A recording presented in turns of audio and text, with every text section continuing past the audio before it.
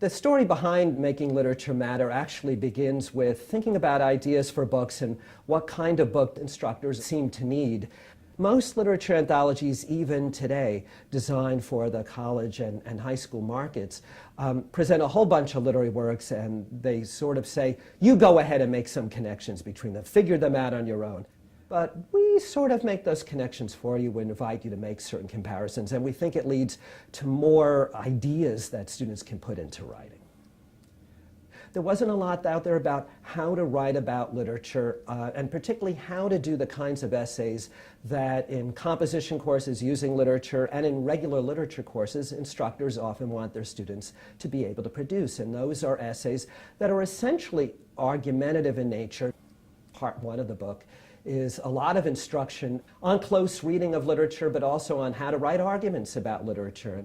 And then part two of the book is a literature anthology with a number of chapters, each focused on a particular theme of literature. Each of the thematic chapters has several clusters of works, where 2 or 3 or often 4 works are put together, and we encourage students to engage in comparison.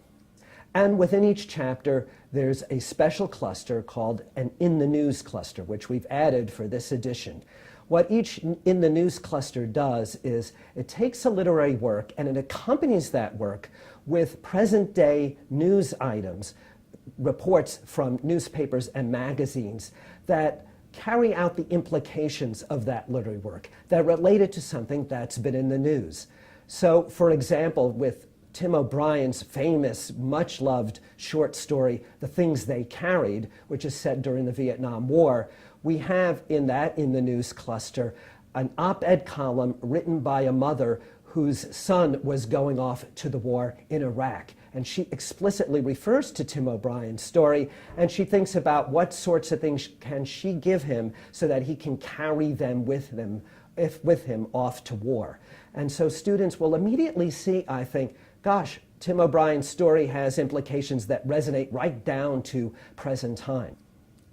Another new feature of the text that we believe is unique is new advice we give in our section on how to read a text closely and get ideas for writing about it. We present Edward Hirsch's marvelous poem, Execution, which is about a high school football coach suddenly stricken with cancer and reeling from it. And we use that poem as a basis for showing students how you can get ideas about a poem by looking at the emotions at work with it. So we give notes about the emotions that the coach is feeling and that the speaker, a former team player for that coach, is feeling. And by using such literary works to look at emotions of characters and speech acts of characters, we believe we're supplying a unique feature, a unique, special way of helping students get ideas about literary texts that they can then turn into written papers.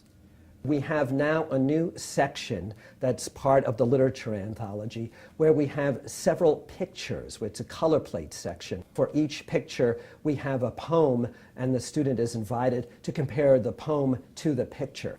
We provide explicit guidance to the student on how to write papers about these pairings, so that we have a whole list of strategies, rhetorical techniques that students can use. And then we also have a sample paper. By providing students with a sample paper in which this comparison is analyzed, we think we're going to be providing really useful help to the student wondering, how do I write about these kinds of visual artifacts? In designing the book, I thought most of all of the student that I'm often trying to reach. That's a student who might be sitting shyly in the back row of the classroom and not sure how to get ideas for literary works.